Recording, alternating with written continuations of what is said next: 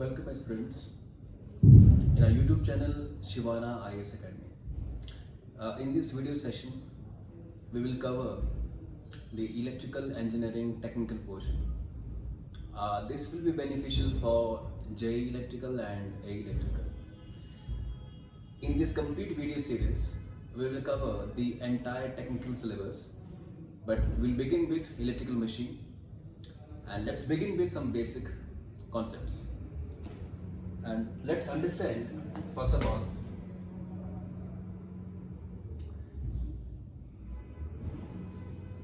what is this that we called resistance.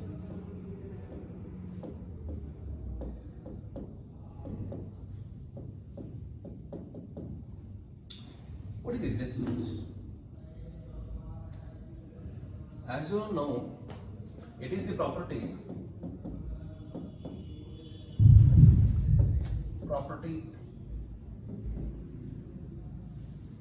of a material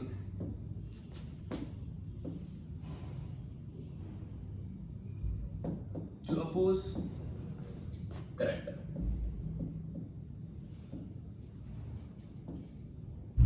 ये property किसी material की current को oppose करती है. A property of a material to oppose current.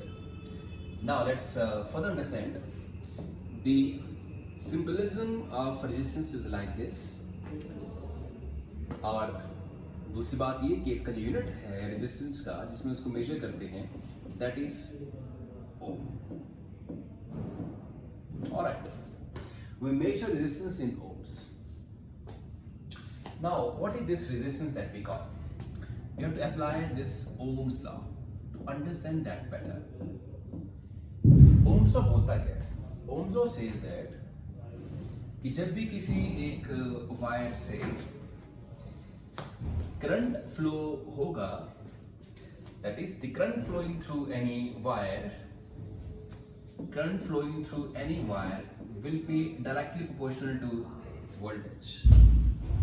Current is directly proportional to the voltage, which means if you increase voltage, current will also increase. Kind of saying that current depends upon voltage. If you increase voltage, current will also increase. But if you decrease voltage, current will also decrease. If you remove this proportionality symbol, the current will turn up to be V upon R, and this actually 1 upon R जो यहाँ पे आया है, इसमें R is the constant of proportionality that is called here resistance. In short, अगर हम इसको यहाँ ले आए, so V becomes equal to I dot R, right? This is the conclusion of Ohm's law. V equal to I dot R, current into resistance.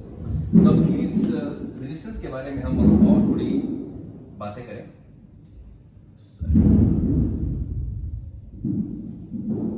Now let's understand more. There are two operations in resistance. One is series. Series में होता क्या है? Suppose एक resistance हमारे पास ये है, एक हमारे पास ये है और एक हमारे पास ये है.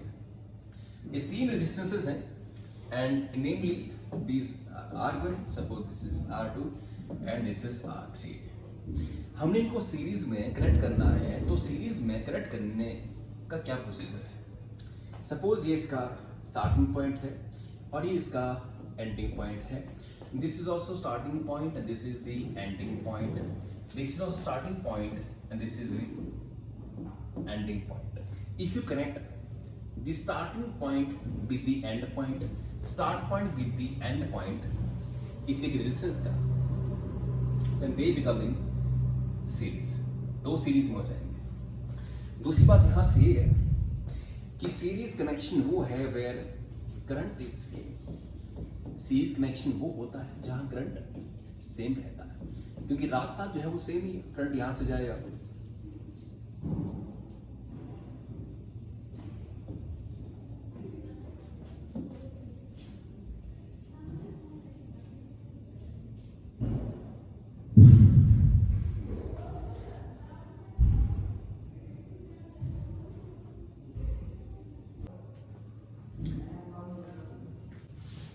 So we were discussing the series operation of resistance.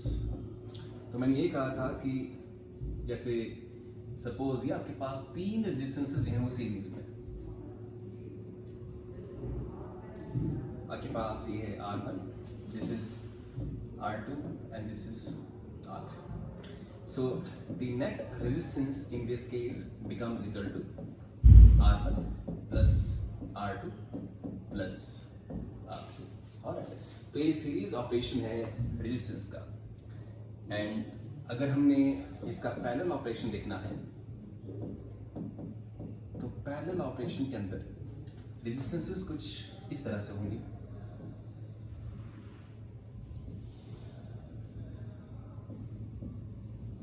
एक तरह से कहें तो उनके starting point connected together and ending point connected together. और आपके पास ये R1 है, this is R2 and this is R3 suppose, then 1 upon R net is equal to 1 upon R1 plus 1 upon R2 plus 1 upon R3। तो इस तरीके से हम निकाला करते हैं, बहुत आसान है। अगर दो रेजिस्टेंसेस हैं पैरेलल में, 2 रेजिस्टेंसेस आर इन पैरेलल, अगर दो रेजिस्टेंस पैरेलल में हो, there is a well known method. Suppose आपके पास एक रेजिस्टेंस यहां है एंड एक रेजिस्टेंस सपोज यहां है, and this is suppose R1, this is suppose R2। तो नेट रेजिस्टेंस आपके पास आएगी इस केस में R1 into R2 upon R1 plus R2। तो ये तो होगी हमारी कुछ बेसिक नॉलेज रेजिस्टेंस के बारे में। अब थोड़ा मैं इसको और आगे लेके जाता हूं। नाउ लेट्स सी, एक रेजिस्टेंस हमारे पास है एंड उसकी वैल्यू हमारे पास सपोज R है। तो जब भी इसमें करंट एंटर करेगा तो it will dissipate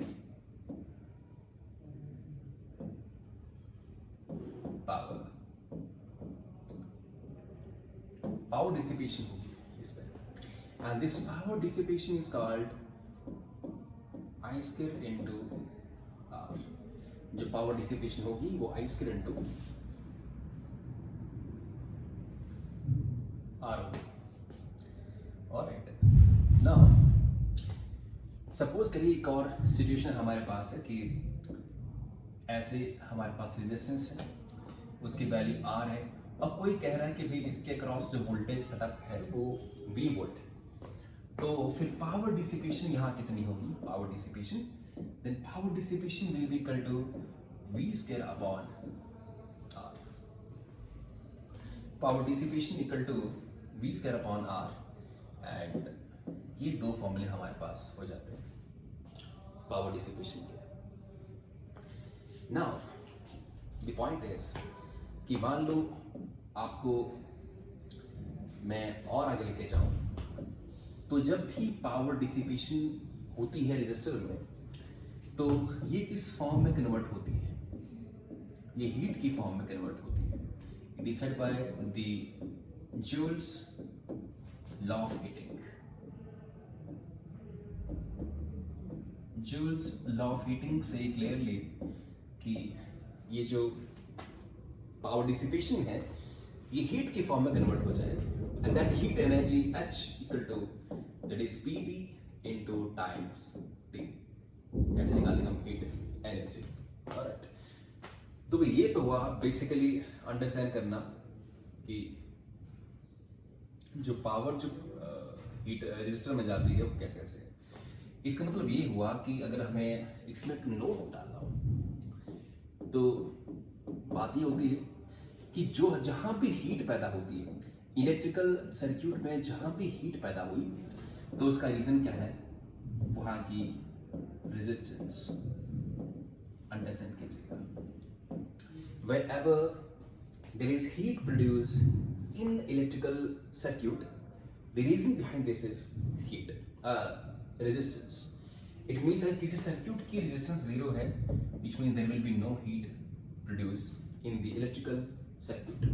Remember this. चलिए रेजिस्टेंस के बारे में थोड़ी बात हुई है, अब हम बात करते हैं थोड़ा सा पावर के बारे में।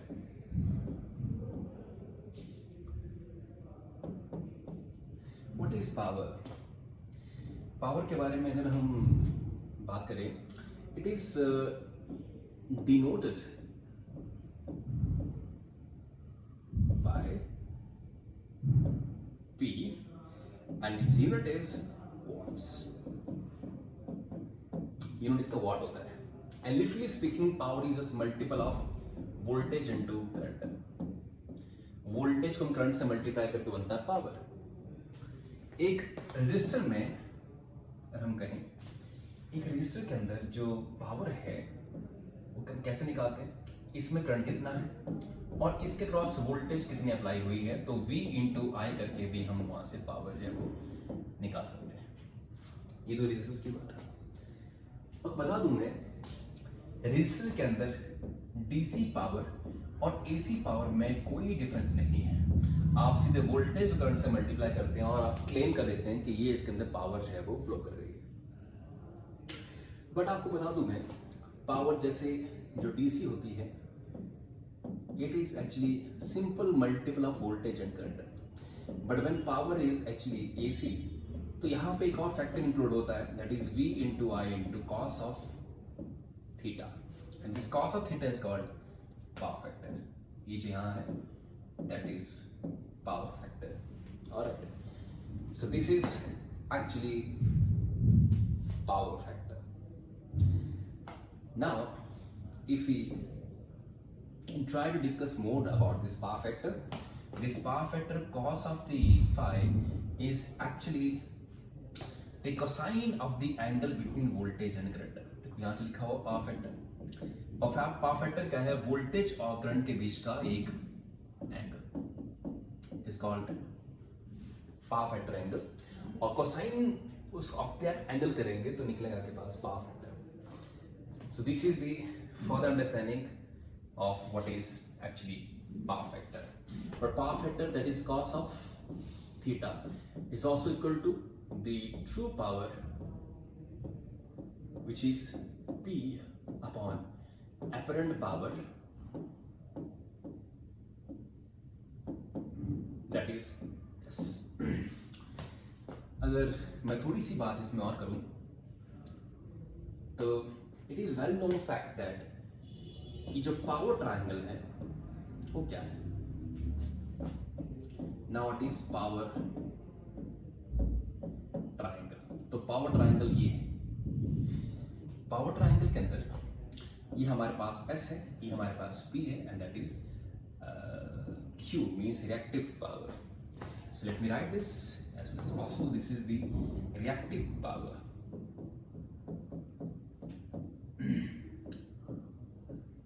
जिसका यूनिट होगा volt ampere reactive. This is true power. इसका यूनिट होगा watts, and this is the apparent power.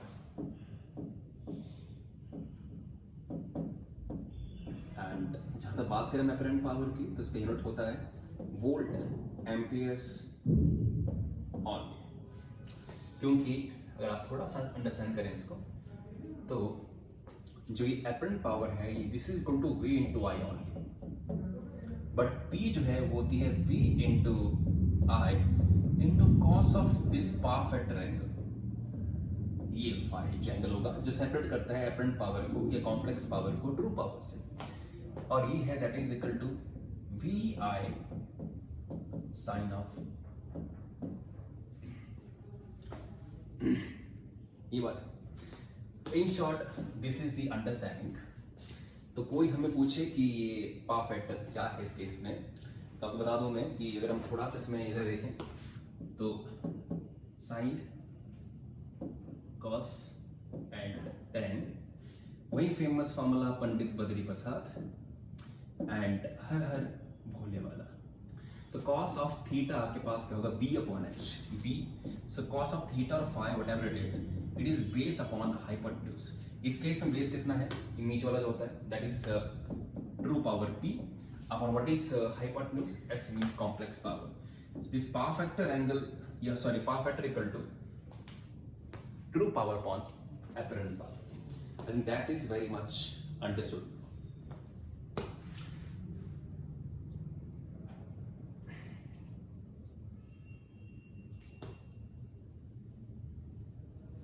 Now let me move forward। हमने पावर ट्रायंगल की बात की है, इंपेडेंस ट्रायंगल को भी लगे हाथ डिस्कस करते हैं। व्हाट इज इंपेडेंस, ये बहुत बेसिक है, बट मेरा ख्याल है कि ज़्यादातर स्टूडेंट जो तैयारी करते हैं एग्जाम की वो यहाँ मार खाते हैं, उनको यहाँ की नॉलेज नहीं है।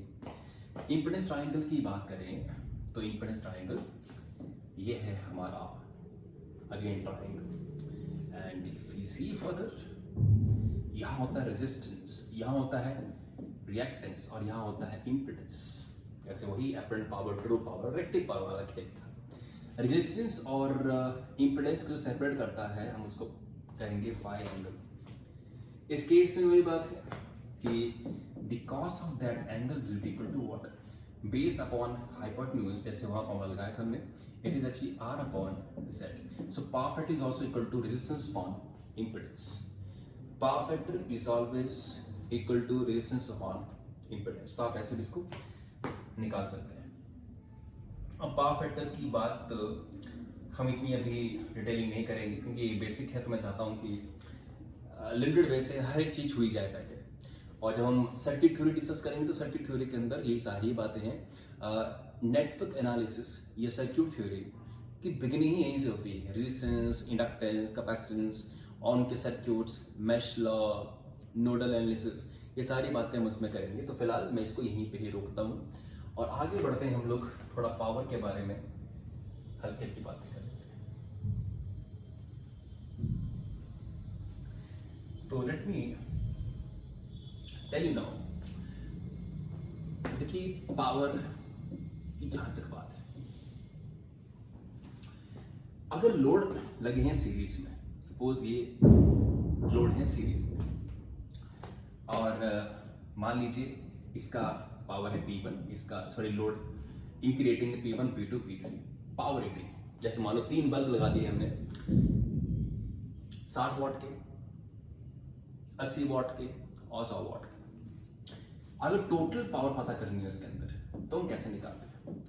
The total power in this case is equal to 1 upon P1 plus 1 upon P2 plus 1 upon P3। I think इसमें अब आपको डाउट नहीं होगी, अगर है तो प्लीज कमेंट सेक्शन में कमेंट करके जो है वो पूछें, आपकी doubt as soon as possible solve कर दी जाएगी।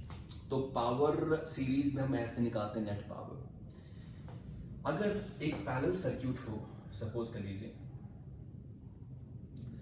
पैरेलल सर्किट हो, तो पैरेलल में क्या होता है, जैसे मान लो एक लोड आपके पास यहाँ है, एक लोड आपके पास इधर है, एंड एक लोड आपके पास यहाँ पे है। या के पास है जी P1, या के पास P2 और या के पास है P3, 3 लोड्स आपके पास है। तो ये क्या बनेगा इस केस में? इस केस में टोटल पावर बनती है P1 plus P2 plus P3। यहाँ फ्लैट काउंटिंग की जाती है, तीनों जो लोड है P1, P2, और इसके पीछे रीजन क्या है?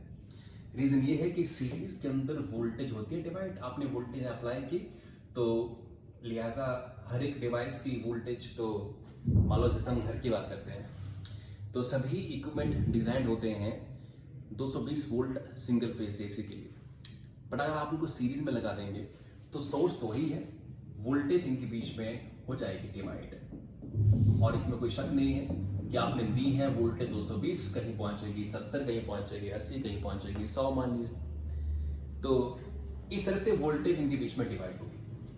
ऑब्वियस है कि पावर होती है V²/R, अगर वोल्टेज ही फॉल कर गई तो पावर करेगी फॉल, इसलिए इस यहाँ नेट वोल्टेज इनका टोटल सम नहीं होता, ये कम पावर एब्जॉर्ब करते हैं सीरीज के अंदर, तो नेट पावर कम। पर पैरेलल के अंदर इंडिविजुअल्स होते हैं, पैरेलल वोल्टेज क्या रहती है सेम। तो इन पैरेलल के अंदर तभी हम इलेक्ट्रिकल सर्क्यूट्स, हमारी जो घर में वायरिंग होती है सारे पैरेलल में करते हैं। क्योंकि पैरेलल के अंदर एक बात तो ये है कि भाई कोई एक इक्विपमेंट डैमेज हो जाए तो बाकी डिस्टर्ब नहीं करता। तो दूसरी बात ये है कि सभी का अपना जो है वो इंडिविजुअल वोल्टेज है वो इमर्स्ड है, मतलब पैरेलल में वोल्टेज रहती है सेम, तो सभी को जो उनकी रिक्वायरमेंट है बराबर वोल्टेज मिल रही है, जिस कारण सभी अपने फुल रेटिंग पे ऑपरेट कर रही है। तो P equal to P1 plus P2 plus P3। Alright, कोई डाउट हो इसमें कमेंट सेक्शन में बताइए आप, और अगली वीडियो के अंदर हम लोग एक डाउट सेशन भी लेंगे, जहां जहां डाउट आई है उसको विद न्यूमेरिकल क्लैरिटी लेते जाएंगे। पर मेरा फोकस ज़्यादातर इस समय पे ये है कि मशीन को डिस्कस करने से पहले कुछ बातें बेसिक इलेक्ट्रिकल इंजीनियरिंग की हम फिनिश करेंगे। So let's forward.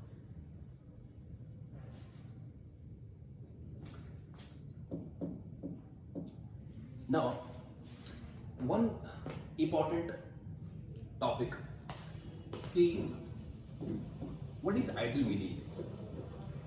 Ideal means perfect, जिसमें कोई कमी नहीं है, बिल्कुल परफेक्ट है। तो अब आइडियल वोल्टेज सोर्स की बात की जाए तो आइडियल वोल्टेज सोर्स क्या है, कैसे माने कि ये वोल्टेज सोर्स आइडियल है? Let me be very clear. Ideal voltage source, suppose let's consider DC voltage source. तो भाई इस तरह से प्लस माइनस एक DC वोल्टेज सोर्स है, इनकी पोलैरिटी इसकी फिक्स है, प्लस ऊपर नीचे माइनस है। अब आप देख पा रहे हैं कि ये वोल्टेज सोर्स भी है, इसकी इंटरनल रेजिस्टेंस जो है वो 0 है। अगर इंटरनल रेजिस्टेंस 0 हो, यहीं से क्लियर है कि एक परफेक्ट वोल्टेज सोर्स है, क्योंकि जो टर्मिनल है यहाँ पे, वहां जो अप्लाई वोल्टेज की है वही आपको मिलेगी। अगर लोड यहाँ पे आप इंक्रीज कर भी दोगे तो उससे ये इसमें कोई चेंज आने वाला नहीं है। विच मींस अगर हम देखें यहाँ पे, अगर हम लोड लगाते हैं इस साइड पे और यहाँ रखें हम वोल्टेज को, you will find the flat profile. Flat profile मतलब कि लोड के इंक्रीज होने पे जो सप्लाई वोल्टेज की जाती है उसमें कोई चेंज नहीं आता। अगर वोल्टेज अप्लाई हुई 220 वोल्ट तो 220 वोल्ट ही रहेगी इफ यू इंक्रीज लोड और decrease load, which means ideal voltage source is the source which supplies continuous voltage, which supply the constant voltage, which supply the constant voltage irrespective of load. Load कितना है, तो ये है बात यहां से। अब लेट मी टेल यू कि प्रैक्टिकल वोल्टेज सोर्स क्या होता है। तो एक काम करते हैं, हम लोग उसको थोड़ा ऊपर ले जाते हैं, प्रैक्टिकल वोल्टेज सोर्स डिस्कस करने के लिए।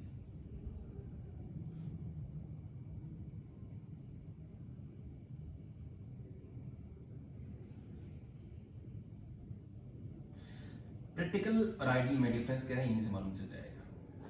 जो प्रैक्टिकल है, अगर हम उसकी बात करें तो प्रैक्टिकल में देखिए क्या होता है। प्रैक्टिकल में उसकी एक अपनी इंटरनल रेजिस्टेंस भी होगी। राइट, इसका मतलब अंडरस्टैंड करिए। मान लो V वोल्टेज है और आपके पास इसकी इंटरनल रेजिस्टेंस R है, आपने यहाँ पे लोड सेटअप कर दिया है, this is the load. If you increase load, what will happen, the current through it will also increase.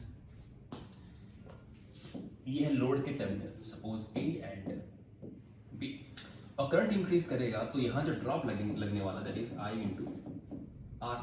Current increase होगा तो यहाँ पे जो वोल्टेज ड्रॉप है V वो भी इंक्रीज होगा, और जो है वोल्टेज यहां मिलने वाली दैट इज लोड वोल्टेज या output voltage, that will be equal to now V minus I into R, जो ड्रॉप यहाँ पे होने वाला है। इट मीन्स कि अगर लोड आप बढ़ाते हैं तो करंट भी बढ़ेगा, करंट बढ़ेगा तो ये जो वैल्यू है ये बढ़ जाएगी, which means ये वैल्यू छोटी होती जाएगी, मीन्स V नॉट या output voltage will keep on decreasing if you increase the load. तो यहाँ पे ग्राफिकल ऑब्जर्वेशन क्या बनेगी, लोड यहाँ है आपके पास और यहाँ है वोल्टेज, तो ये आपको कुछ इस तरह से दिखेगा। फॉलोइंग प्लेन, लोड इंक्रीज हो रहा है, voltage is increasing, voltage decreasing, and this is the fact. तो प्रैक्टिकल वोल्टेज सोर्स में लोड इंक्रीज होगा तो वोल्टेज डिक्रीज करेगी। तभी तो एक जमाने में गांव के अंदर या इवन शहरों में भी इवनिंग के समय पे जब लोड बढ़ता था, खासकर सर्दियों में, हीटर चल पड़े सबके यहाँ पे मान लीजिए, तो वोल्टेज कम पड़ जाती थी। लाइट डिम हो रही है और हीटर भी बड़ा ही स्लो या कम हीट उससे निकल रही है। रीजन क्या है कि लोड बढ़ेगा तो वोल्टेज फॉल करेगी, और वोल्टेज फॉल करेगी तो आपके जो डिवाइस की आउटपुट है वो डिक्रीज होगी। इसका मैंने फॉर्मूला को बताया था, V = V²/R होती है। एंड वोल्टेज अगर फॉल करेगी तो बहुत ही शार्पली फॉल करती है power. That is why if voltage fall, power fall bye a large margin. What is the ideal current source? वही बात है, the ideal current source is the source which supplies continuous current, which supply constant current irrespective of the load.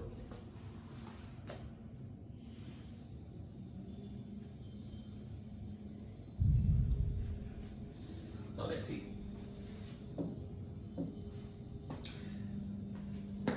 देखिए current source, ये हमारे पास current source है ideal. और ideal current source के अंदर आप देखेंगे तो हमने यहां कनेक्ट करना होता है लोड, और लोड चाहे कुछ मर्जी क्यों नहीं है, अगर आप लोड इंक्रीज भी कर रहे हैं, डिक्रीज कर रहे हैं, कोई फर्क नहीं पड़ता। करंट को कॉन्टिन्यूस रहना है, क्योंकि उसके पास कोई और रास्ता नहीं जाने का। जब 2 एम्पीयर करंट है तो 2 एम्पीयर ही इसमें फ्लो करेगा। प्रैक्टिकल क्या होता है? प्रैक्टिकल में देखिए आइडियल के अंदर जो इसकी रेजिस्टेंस है वो होती है infinite, internal resistance is infinite. जैसे आइडियल वोल्टेज सोर्स में जो इंटरनल रेजिस्टेंस थी वो 0 थी, इस केस में इंटरनल रेजिस्टेंस जो है वो इनफाइनाइट है। प्रैक्टिकली देखें तो ये आपके पास एक करंट सोर्स, यहां पैरेलल में होती है उसकी रेजिस्टेंस। तो अब मान लीजिए आपके पास ये load, this is suppose 3 ampere current. अब मानो लोड अगर आप इंक्रीज करते हो, लोड इंक्रीज करना मीन्स करंट के लिए एक बड़ी ऑपोजिशन ऑफर होना। तो करंट जो यहां जा रहा था, लोड के इंक्रीज होने से इसको ऑपोजिशन बढ़ जाएगी, तो करंट फिर इस रास्ते जाना स्टार्ट कर देगा और ज्यादा। विच मीन जैसे लोड हम इंक्रीज करते हैं, इस एरिया में करंट की स्कैसिटी पाई जाएगी और करंट इस तरफ फ्लो होना ज्यादा शुरू कर देगा, क्योंकि पैरेलल के अंदर करंट डिवाइड होता है। जिस रास्ते में उसको कम मिले ऑपोजिशन, उस रास्ते जाना वो बेहतर समझता है। इसलिए अगर आप लोड इंक्रीज करेंगे तो करंट जो है इसकी इंटरनल रेजिस्टेंस में फ्लो करना स्टार्ट कर देगा। आइडियल और प्रैक्टिकल में यही डिफरेंस है कि आइडियल के अंदर ही होती ही नहीं है। This is infinite, which means kind of open circuit situation. तो एक तरह की ओपन सर्किट होती सिचुएशन की अंडरस्टैंड करते हैं। डन है? चलिए आगे हम बढ़ते हैं, सोर्स ट्रांसफॉर्मेशन के ऊपर थोड़ी सी बात कर लेते हैं। What is source transformation?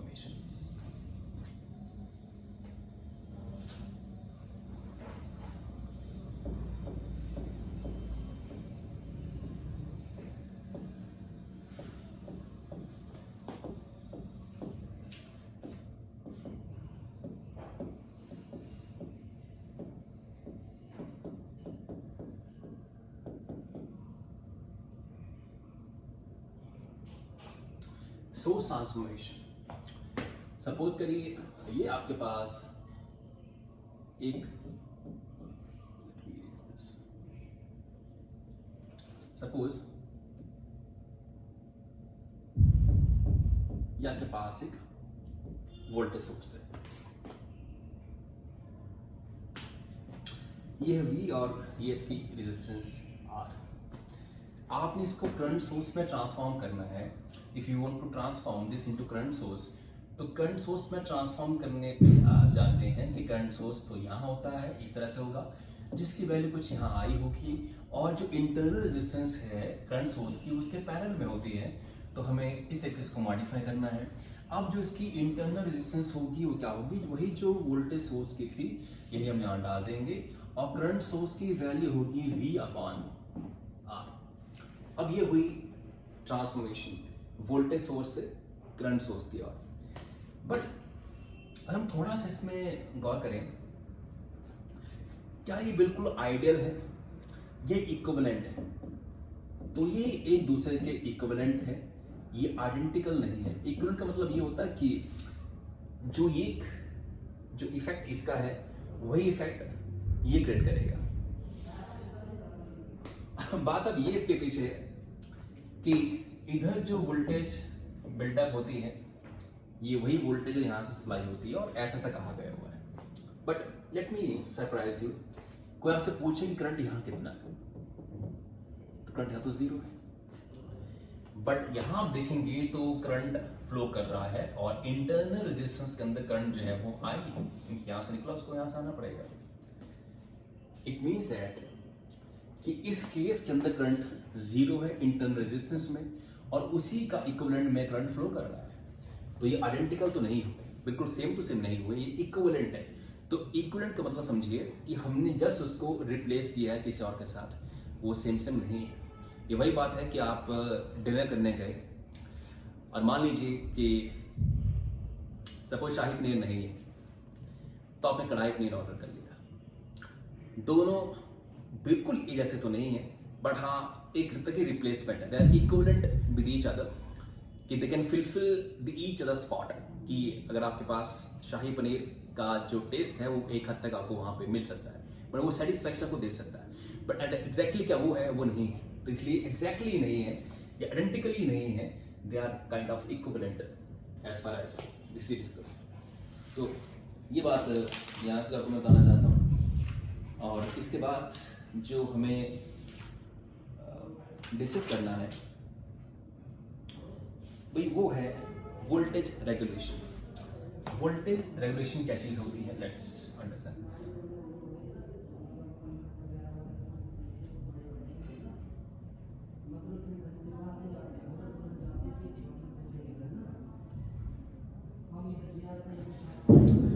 Now see what is voltage regulation.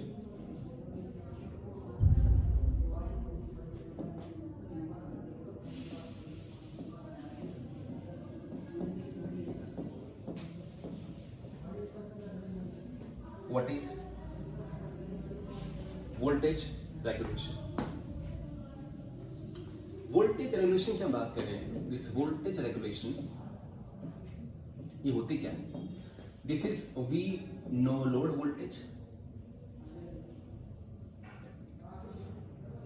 This is V no load minus V full load upon V full load. ये है हमारे पास वोल्टेज रेगुलेशन। अब इसका मतलब क्या है? आप इसको रट लेते हैं, इसका मतलब क्या है जरा ये समझिए आप। सपोज करिए कि आपके पास एक यहाँ पे वोल्टेज सोर्स है और कुछ एक आपके पास रेजिस्टेंस वगैरह है, मान लो ट्रांसमिशन लाइन की रेजिस्टेंस है, और यहाँ पे आपके पास है वो पॉइंट ए और बी के बीच में, पॉइंट ए और बी के बीच में लोड कनेक्ट किया जाएगा। पॉइंट ए और पॉइंट बी के बीच में लोड कनेक्ट किया जा रहा है। अब आप देखिए, अगर लोड कनेक्ट नहीं है, which means it is situation of no load, ये सिचुएशन है नो लोड की। तो नो लोड सिचुएशन के अंदर करंट यहां फ्लो नहीं करेगा, विच मीन्स किसी भी तरह का वोल्टेज ड्रॉप यहां नहीं होगा। अब ये रेजिस्टेंस कंसिडर कर लीजिए या ट्रांसमिशन लाइन को ही आप कंसिडर कर लीजिए। तो आप देखिए कि जो वोल्टेज फिर आपने यहां प्रोवाइड की है, आपको वही वोल्टेज यहां पे मिल जाएगी। ये बात है। बट अगर आप लोड सेटअप कर देते हो, if you setup the load,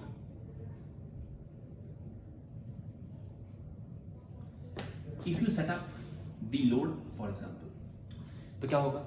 load जैसा आप कनेक्ट करेंगे तो current will not be equal to 0 now, current will start flowing,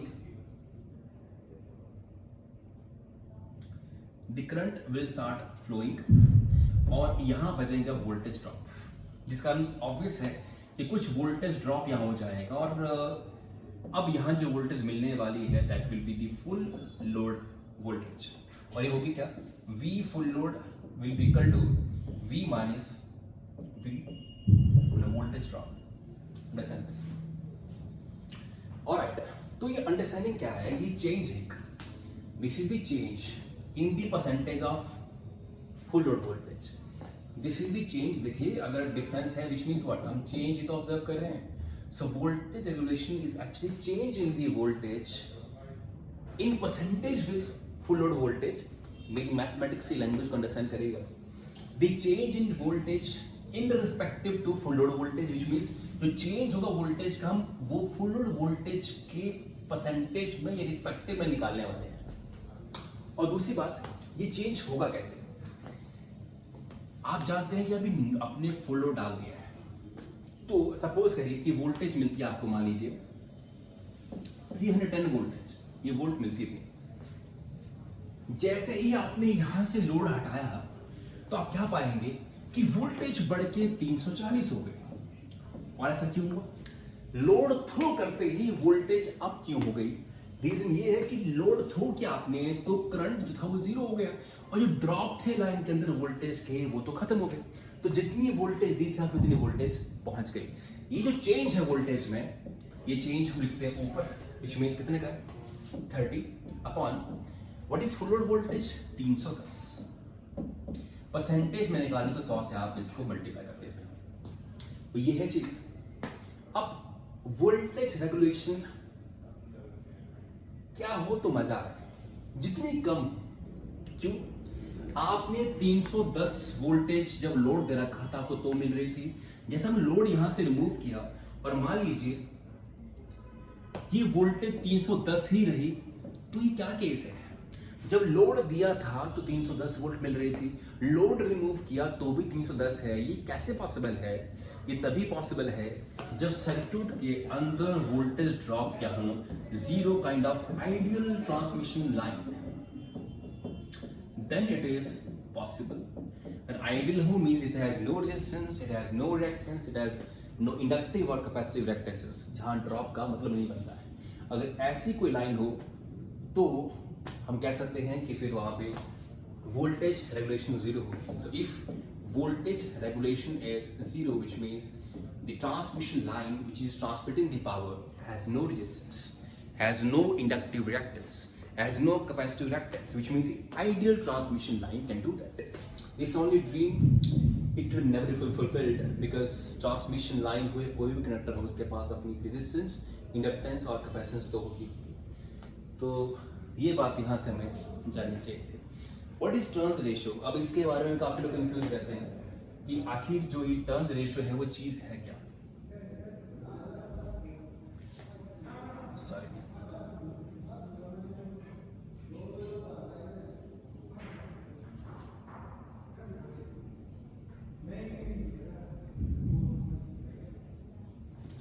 what is the turns ratio?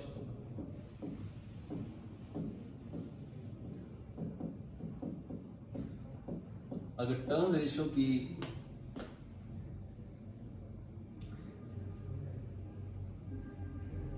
बात की जाए, what this is actually high voltage turns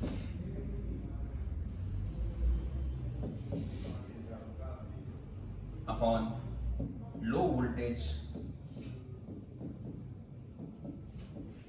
turns. बस इसी को आप याद रखें, प्राइमरी अपॉन सेकेंडरी, सेकेंडरी ये भूल जाइए सारा। This is high voltage upon low voltage turns, तो high voltage turns upon low voltage turns, which means turns ratio will be always more than 1। अगर ट्रांसफार्मर की टर्न्स रेशियो 1 है then in that case कोई high voltage turns low voltage turns नहीं होती, दोनों तरफ same ही turns होती हैं, तो वो एक्सेप्शनल केस है, इसका काम ही डिफरेंट होता है। But turns ratio is always high voltage turns upon low voltage turns. Alright, this we discussed in second part of that. Again, we will be discussing the basic issues, basic topics like dot convention, like Lenz law, Faraday law, और उसके बाद हम उतरेंगे machine के ऊपर typically, और transformer से beginning करेंगे, what is transformer, numericals, questions, और एक क्वेश्चंस की हम लिस्ट लेंगे पिछले कई साल में जो जेई और एई में जो क्वेश्चंस आए हैं, टेक्निकल क्वेश्चंस, हम उनको डिस्कस करेंगे. In this way will complete the entire technical series on our YouTube channel. Subscribe our channel, like or comment if you have any doubt in this scenario. Thank you.